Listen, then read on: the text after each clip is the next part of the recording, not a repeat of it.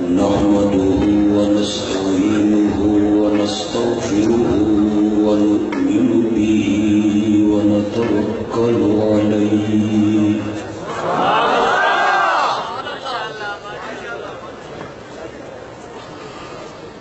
ونصلي ونسلم على رسوله الكريم الأمين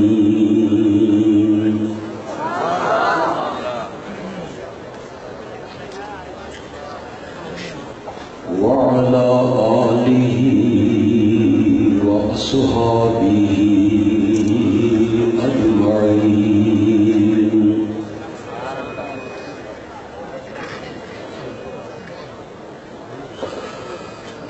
أما بعد فأعوذ بالله من الشيطان الرجيم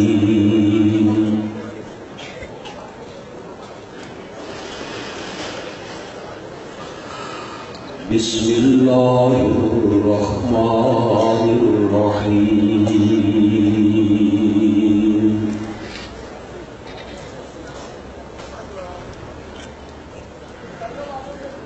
يرفع الله الذين آمنوا منكم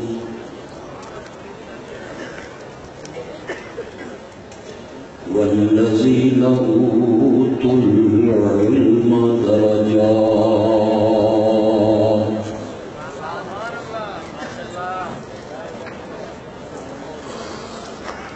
اللهم صل على سيدنا ومولانا محمد النبي الأمي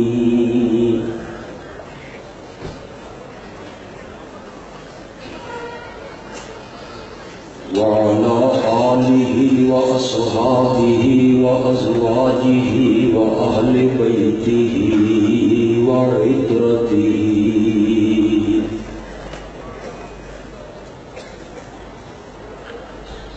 وبارك وسلم ثم صل عليه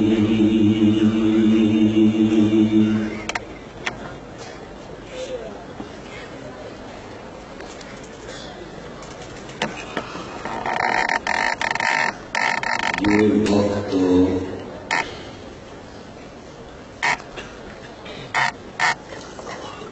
تقریر سننے یا سنانے کا نہیں، سونے کا ہے۔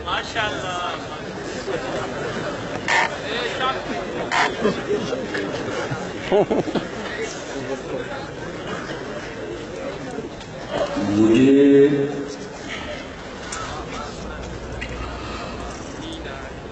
صرف ایک ڈر ہے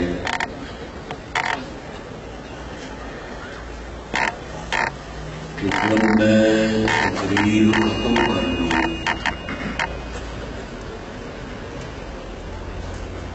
تو آپ کے کاندھے ہلا ہلا کے مجھے آپ کو یہ بتانا پڑے کہ جلسہ ختم ہو گیا ہے، کرو کچھ۔ نعرہ تکبیر! بنیاروی سنے گے تیری بات، بنیاروی سنے گے تیری بات۔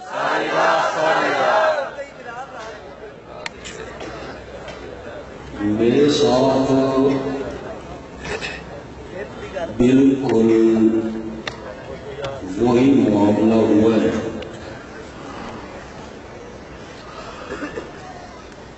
کہ بڑے بھائی نے زمین پہ مکان بنا لیا اور چھوٹے بھائی سے کہا کہ چھت سے لے کے آسمان تک اب تیری جگہ ہے۔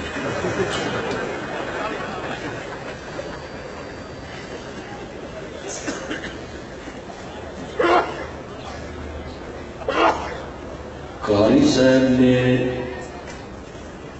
مہربانی کی، ورنہ آپ پون گھنٹہ اور لیٹ ہوتے۔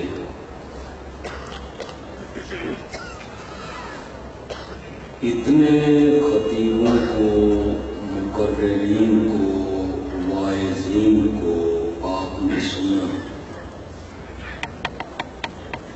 چند منٹ مجھے بھی برداشت کریں۔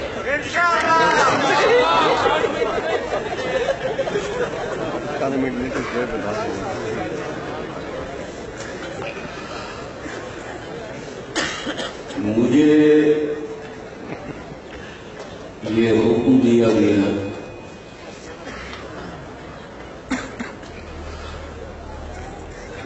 کہ توحید کے موضوع پر بہت سے بیان ہو چکے،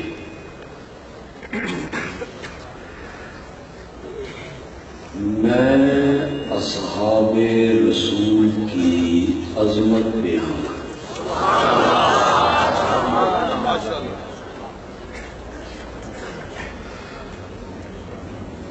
اور میں یہ چاہتا ہوں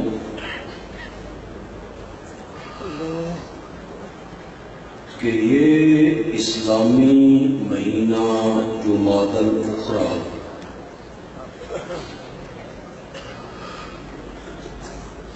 اس کی 22 تاریخ کو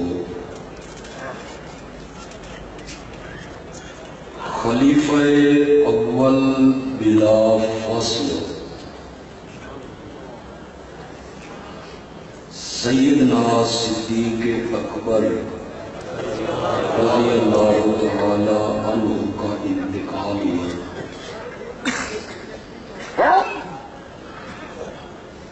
آج میں بھی عظمت صدیق اکبر بیان کرنا چاہتا ہوں۔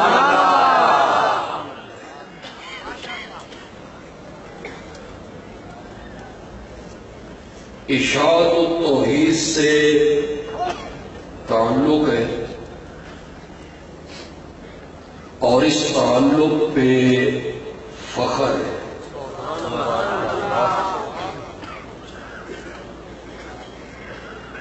جماندرو اشاعتیاں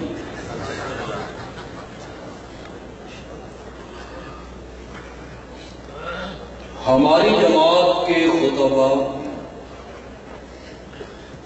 ہماری جماعت کے واعظین اور مقررین، ان کو اللہ نے اس وصف سے نوازا ہے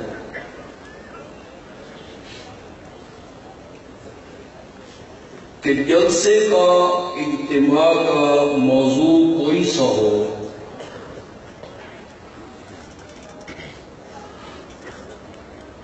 وہ اس موضوع کو من گھڑت روایتوں سے، بے سر و پا کہانیوں سے، لا یعنی قصوں سے، موضوع حدیثوں سے بیان نہیں کرتے، بلکہ ہر موضوع کو اللہ کے قرآن سے بیان کرتے۔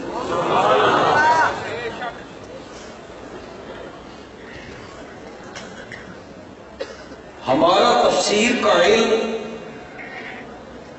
صرف جلالین اور بیضاوی تک محدود نہیں ہے،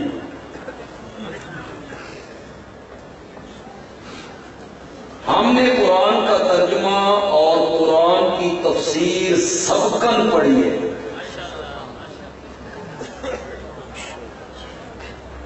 7 مرتبہ تو قرآن کی تفسیر مختلف اساتذہ سے میں نے پڑھی ہے۔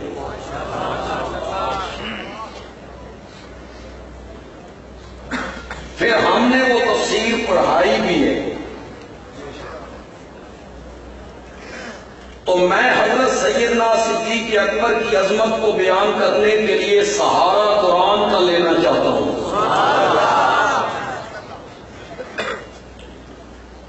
سورت مجادلہ کی اس آیت نے جو میں نے خطبے میں پڑھی، اللہ نے بلندی درجات کے 2 سبب ذکر کیے ہیں۔ یرفع اللہ الذین آمنوا منکم، بلندی درجات کا پہلا سبب ہے ایمان،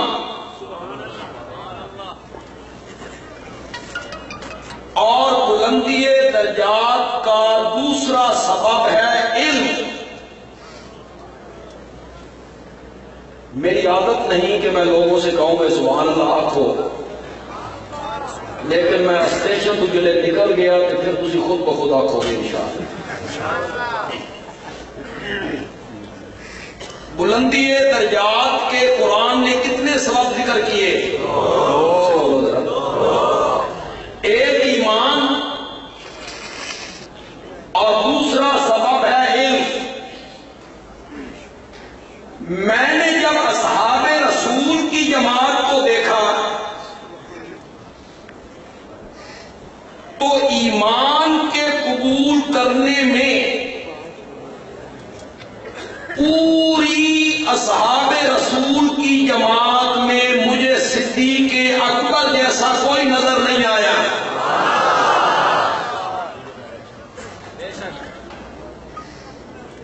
آپ نے خود فرمایا میں نے جس کسی پہ اسلام پیش کیا کہ میں اللہ کا نبی ہوں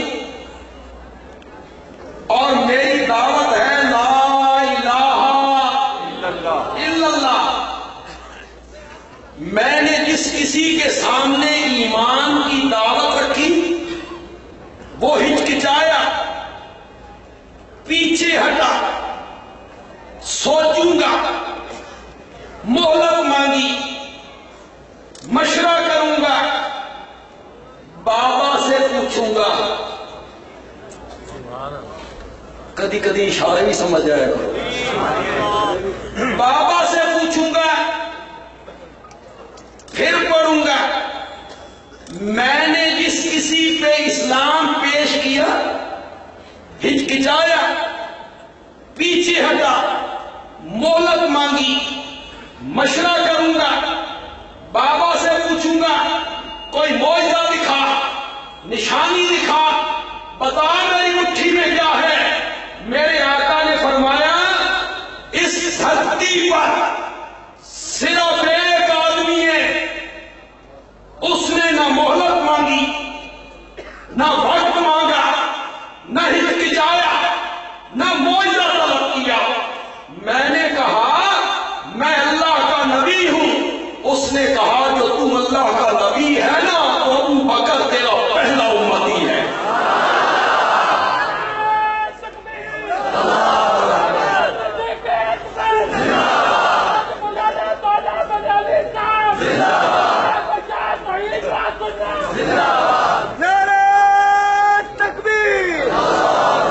اس نے کوئی مہلت نہیں مانگی، اس نے کوئی معجزہ نہیں مانگا۔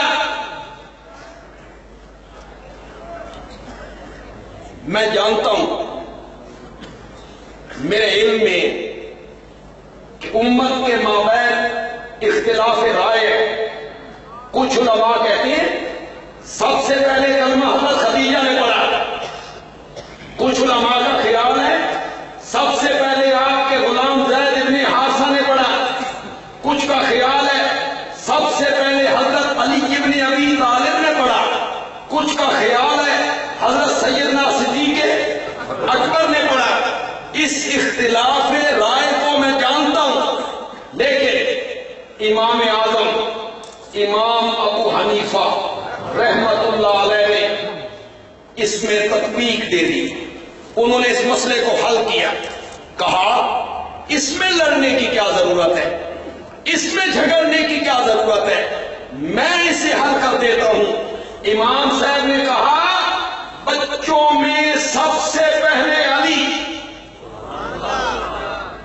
غلاموں میں سب سے پہلے زید ابن حارثہ، عورتوں میں سب سے پہلے خدیجہ، اور آزاد مردوں میں سب سے پہلے ابو بکر۔ امام صاحب نے اس مسئلے کو حل کیا۔ میں بہت کم علم ہوں، بہت کمزور آدمی، لیکن ایک بات میں بھی کہنا چاہتا ہوں،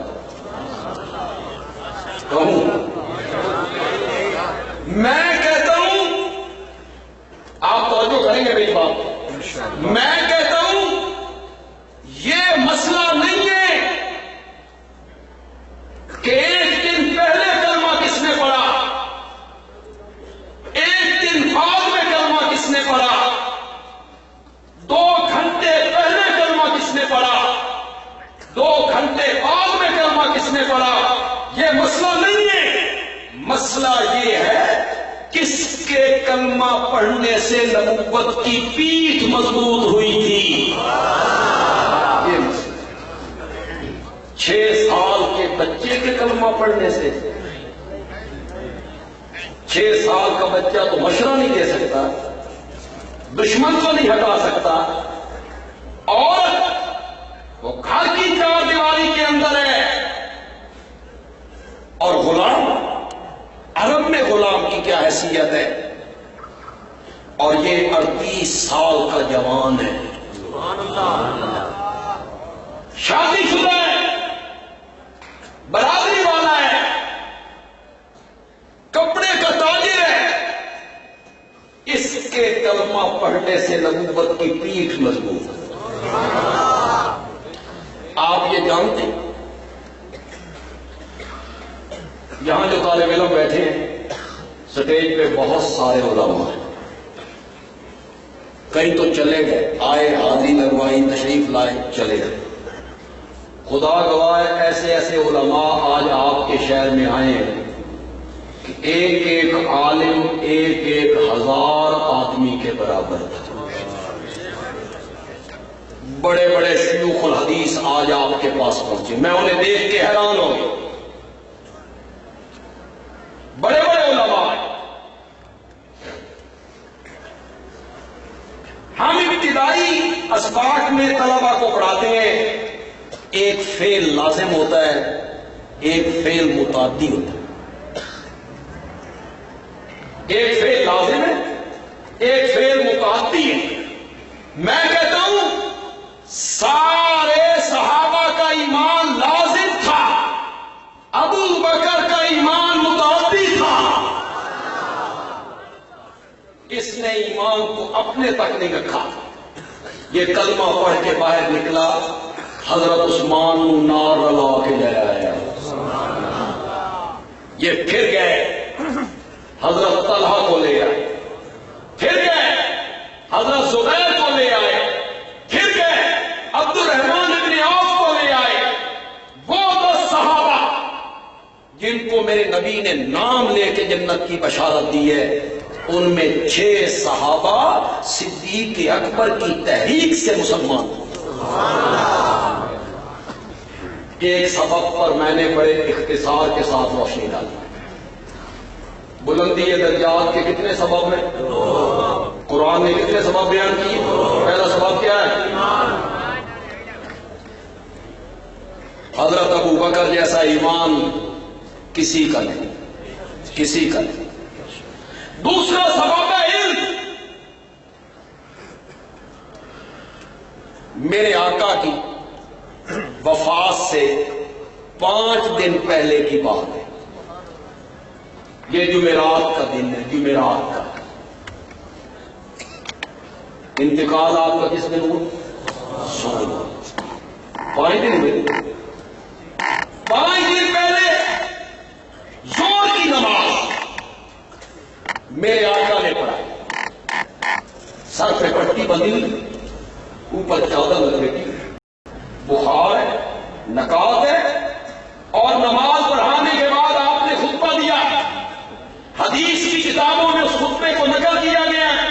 آپ نے فرمایا ان اللہ خیر عبدا بین الدنیا والآخرہ، اللہ نے ایک بندے کو اختیار دیا، کن چیزوں میں اختیار دیا؟ بین الدنیا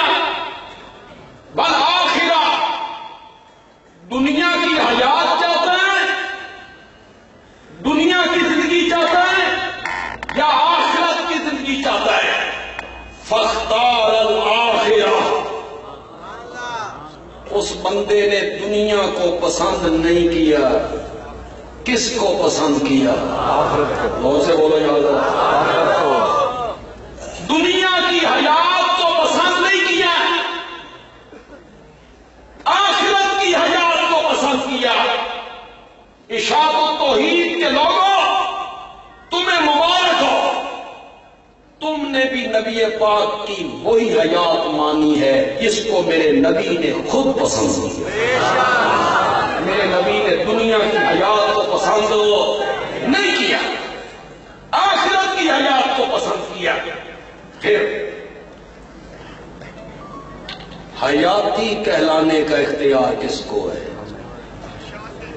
ان کو جو اس حیات کو مانتے ہیں جو میرے نبی نے پسند نہیں کی، کیا حیاتی کہلانے کا اختیار ان کو ہے جو اس حیات کو مانتے ہیں جس حیات کو میرے نبی نے پسند کی؟ صحابہ خاموش،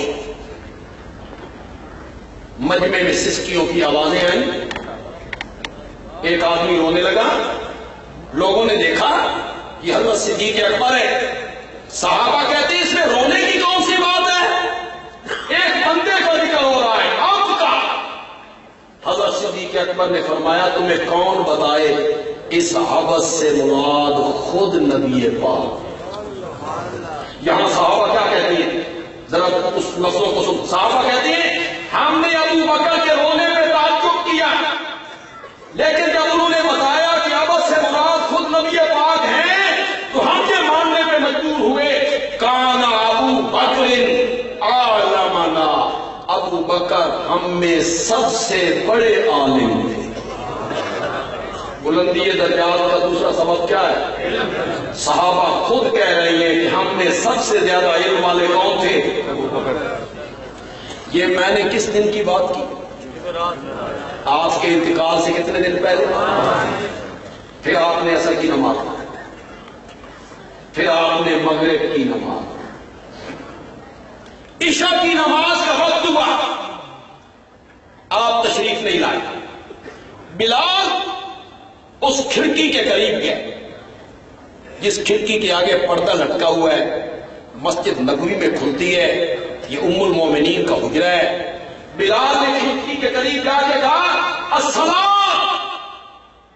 السلام یا رسول اللہ، صحابہ تیری دید کے منتظر ہیں، صحابہ جمع ہیں، تشریف لائیے۔ آپ نے فرمایا وضو کرواؤ، میں مسجد میں جا کے عشاء کی نماز پڑھاؤں۔ پانی لایا گیا، وضو فرمانے لگے، غشی آ گئی۔ تھوڑی دیر کے بعد افاقہ ہوا تو آپ نے پوچھا اصل الناس، کیا لوگوں نے نماز پڑھ لی ہے؟ قالوا لا یا رسول اللہ وہم ینتظرونک، لوگوں نے نماز نہیں پڑھی، وہ آپ کا انتظار کر رہے ہیں۔ فرمایا پانی لا، پانی لایا گیا، وضو فرمانے لگے، پھر رشیا افاقہ ہوا، پوچھا اصل الناس، لوگوں نے نماز پڑھ لی ہے؟ قالوا لا یا رسول اللہ وہم ینتظرونک، لوگوں نے نماز نہیں پڑھی، آپ کا انتظار ہو رہا ہے۔ پانی لایا، پانی لایا گیا، وضو فرمانے لگے، پھر رشیا، کمزوری ہے، نکاہت ہے، بیماری کا غلبہ ہے۔ تیسری مرتبہ جب افاقہ ہوا، پوچھا اصل الناس، کیا لوگوں نے نماز پڑھ لی ہے کہ نہیں یا رسول اللہ، آپ کا انتظار ہو رہا ہے۔ آپ نے فرمایا مروا فلیصلی بالناس، لوگوں کو کہو میرا انتظار نہ کریں، ابو بکر کو کہو میرے مصلی پہ کھڑے ہو کے لوگوں کو نماز پڑھائے۔ کس کو کہا میرے نبی نے؟ غور سے بولو۔ ایک سوال میں آپ سے پوچھنا چاہتا ہوں، جس وقت میرے نبی یہ جملے فرمائے، حضرت علی کہاں ہیں؟ بولو سفر پہ گئے ہوئے تھے، جہاد کے لیے گئے ہوئے تھے، مدینے سے باہر تھے، کہاں تھے؟ مدینے میں۔ نبی پاک کے چچا عباس کہاں تھے؟ مدینے میں۔ حضرت عباس کے بیٹے عبداللہ مدینے میں، بولو ذرا، مدینے میں۔ دوسرا بیٹا عبید اللہ مدینے میں۔ حسنین کریمین مدینے میں۔ میرے نبی نے ان سب کی موجودگی میں فرمایا مرو ابا بکر فلیصلی بالناس، میرے رشتہ دار پیچھے ہوں گے، ابو بکر آگے ہو۔ ابو بکر کو کہا کہ وہ میرے مصلی پہ کھڑے ہو کے لوگوں کو نماز۔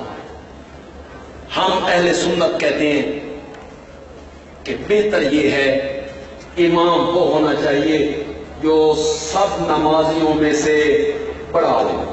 یہ ہمارا اہل سنت کا نظریہ ہے، بہتر یہ ہے، بہتر۔ اور فریق مخالف کہتا ہے امام ہونا ہی اس کو چاہیے جو سب سے بڑا عالم ہے۔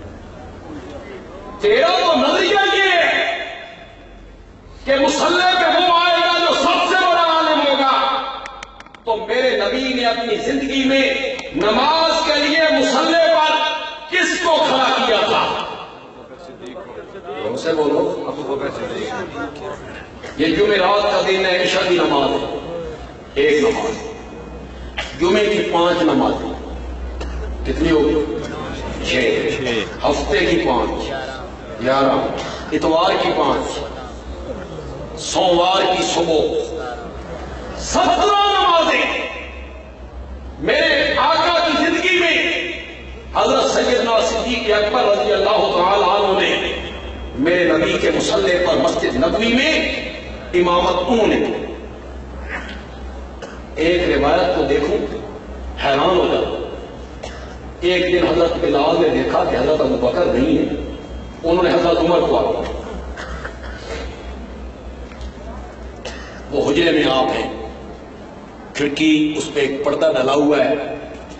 حضرت عمر نے جب تکبیر تحریمہ کہی نا اللہ اکبر اور آواز حجرے میں گئی، تو میرے آقا کو محسوس ہوا بھئی آواز میرے یار بھی تے نہیں، تو میرے نبی نے وہاں سے فرمایا لا نہیں، یا اللہ ہو والمؤمنون، عرش پہ اللہ انکار کرتا ہے اور فرش پہ مومن انکار کرتے ہیں، مانتے ہیں تو صرف ابو بکر کی امامت کو مانتے۔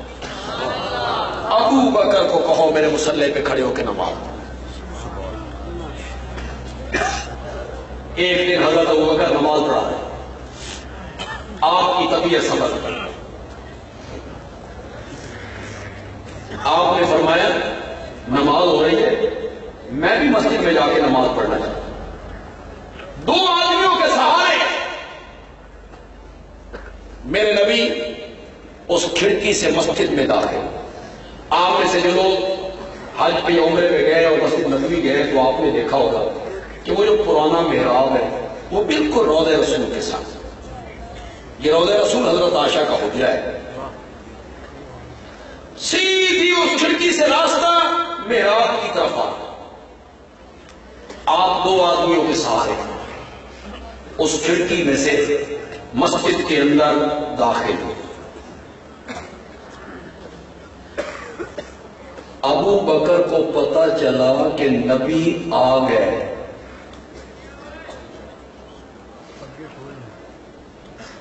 ابو بکر نے قدم پیچھے ہٹائے، نبی جو آ گئے، تو نبی کی موجودگی میں سچا عاشق رسول ابو بکر مصلی پہ کھڑے ہونے کی ضرورت کیسے کرے؟ یہ تو ہمارا دوست ہے جو کہتا ہے دم قدم پڑھو درود کے حضرت بھی ہیں یہاں موجود، لیکن مصلی میں نہیں چڑھتا، مصلی پہ میں نے رہنا۔ وہ سچا محب ہے، اس نے قدم پیچھے ہٹائے۔ میرے نبی نے دیکھا کہ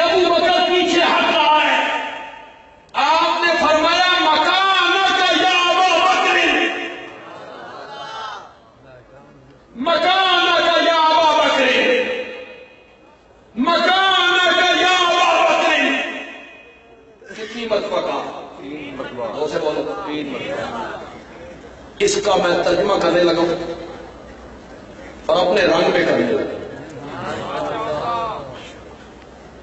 آپ کو مزہ نہ آئے نا تو پیسے واپس، اور اگر مزہ آ جائے نا تو وعدہ کرو اتنے زور سے سبحان اللہ کہو گے کہ اس سے پہلے آپ نے اتنے زور سے سبحان اللہ نہیں کہی اس محفل میں نہیں گئی. وعدہ کریں دونوں ہاتھ اٹھا کے کہو گے جب میں وہ جملہ بولوں گا. آپ نے فرمایا مکانک یا ابا بکر، ابو بکر اپنی جا سے کھلوتا رہے.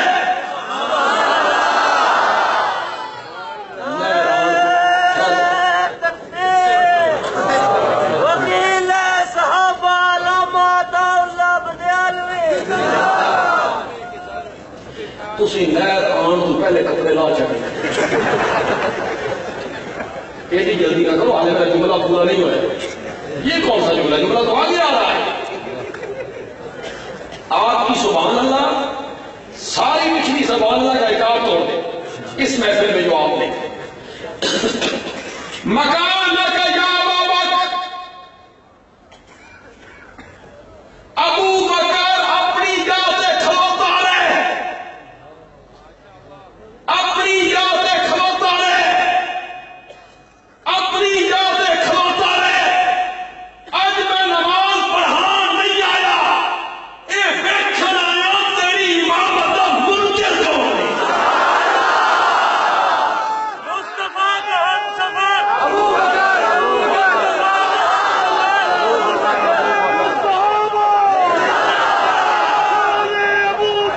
صدیق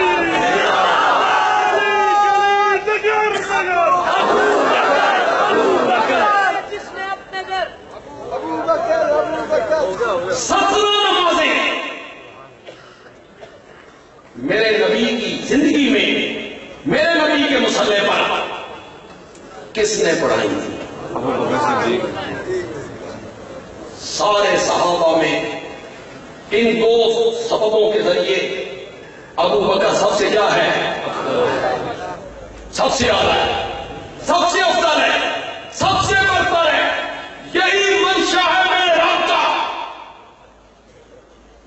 یہی منشا ہے میرے نبی کا، یہی عقیدہ تھا صحابہ کا، اور یہی نظریہ تھا حیدر کرار کا. یہی نظریہ تھا حیدر کرار کا کہ نبی پاک کے بعد ساری امت میں سب سے افضل ہے تو کون ہے؟ ابو بکر.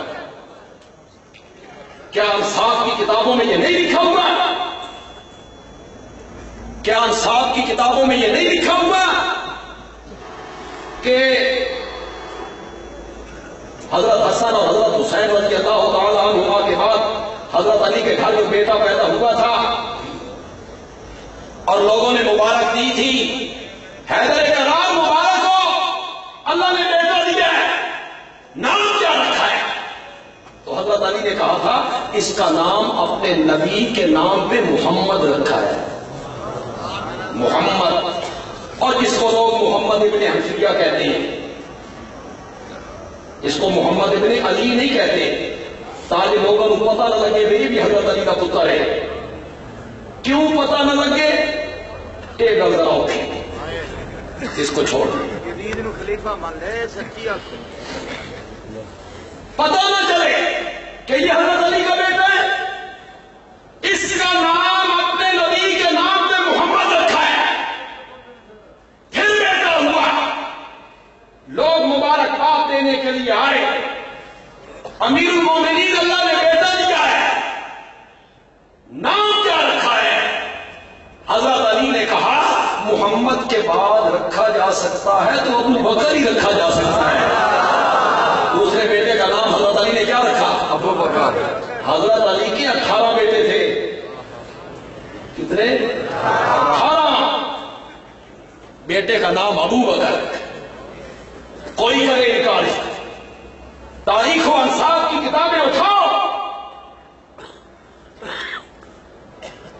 حضرت علی نے ابو بکر اپنے بیٹے کا نام رکھ کے کہا ابو بکر تو مجھے چھوڑ کے چلا گیا،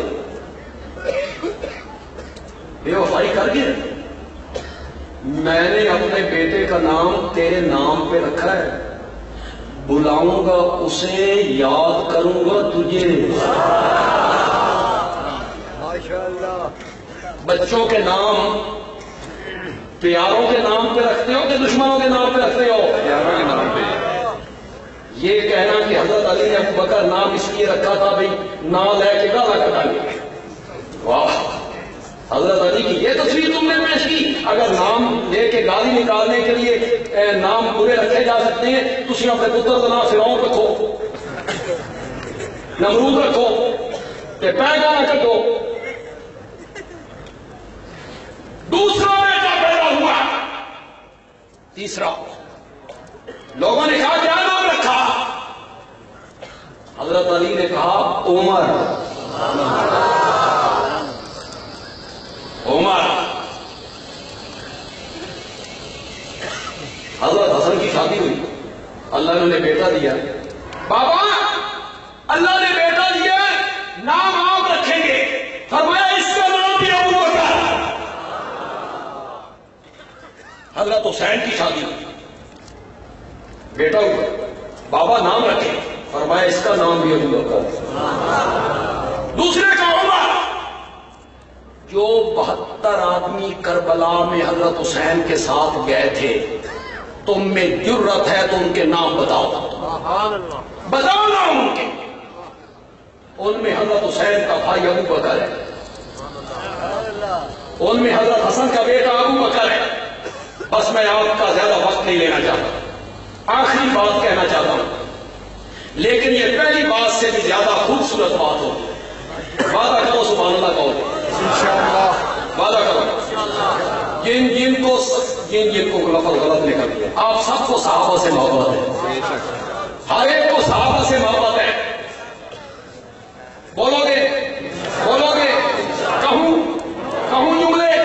بندی آدمی کہتا ہے جس گھر کے سین میں, جس گھر کے آنگن میں, جس گھر کے کمروں میں, جس گھر کے برآمدوں میں ابو بکر, عمر, عثمان نام کے بچے کھیلتے ہو, وہ گھر راستوں کا نہیں سنیوں کا ہوا کرتا ہے.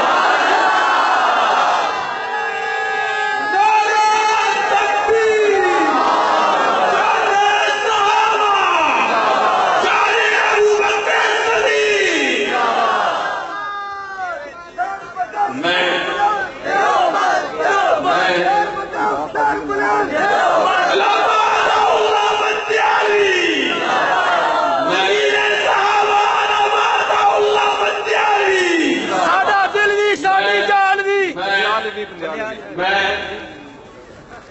قاضی برادران کو اور خاص کر کے مولانا قاضی نکول محسن اس اجتماع کی کامیابی پر بہت مبارک. محنت کی ہے. قاضی نکول محسن صاحب بیمار ہیں, ان کے لیے دعا کریں اللہ انہیں صحت دے. صحت کام